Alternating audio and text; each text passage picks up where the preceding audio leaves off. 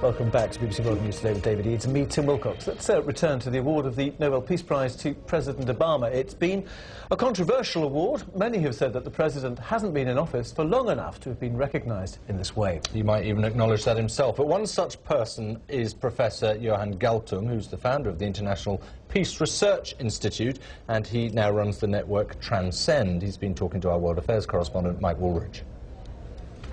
Why are you opposed to President Obama getting the Nobel Peace Prize? It's only rhetoric, no deeds. And in addition to that, the Nobel Testament states very clearly that the Nobel Prize winner should contribute to understanding among nations, reduction of standing armies, and holding of peace conferences.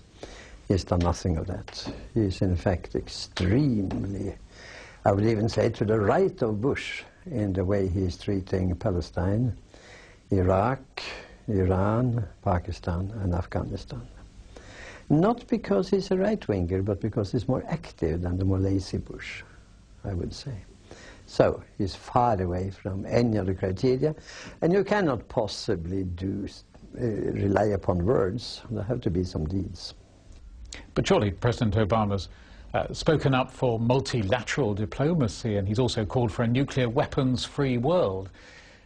Doesn't that sort of thing qualify him for the Nobel Peace Prize? Well, there are two things that the committee stands on. Now, multilateral does not mean United Nations in his case. His policy is very similar to Bush's, actually.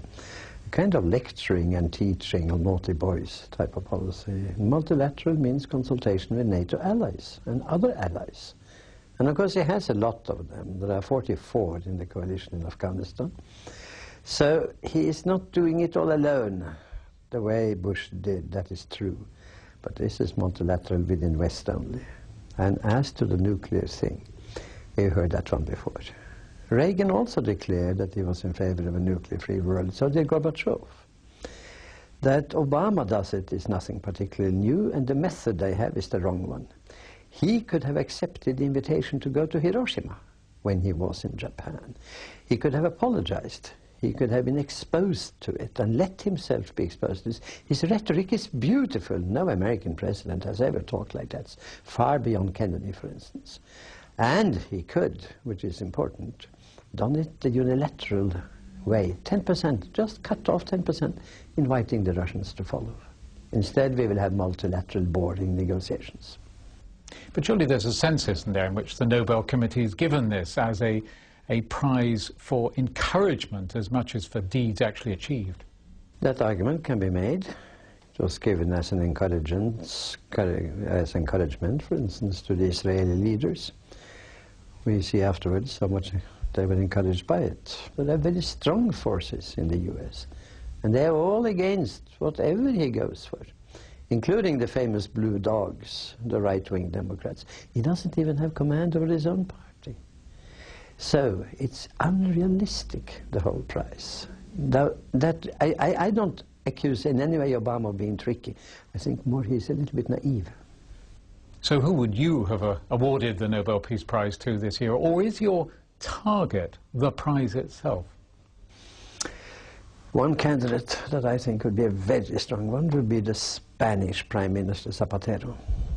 He was exposed to something similar, what they call 11M, the 11th of March 2004, the terrorist, horrible attack at Atocha railway station in Madrid. What did he do?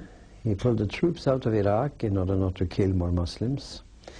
He traveled himself to the king of Rabat. He didn't bomb Rabat when it was clear that Moroccans were involved.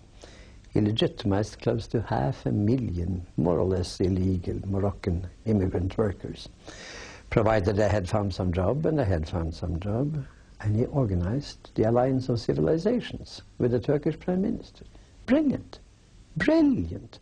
Bush did nothing of that type after 9/11, nor did Obama, nor does he do today.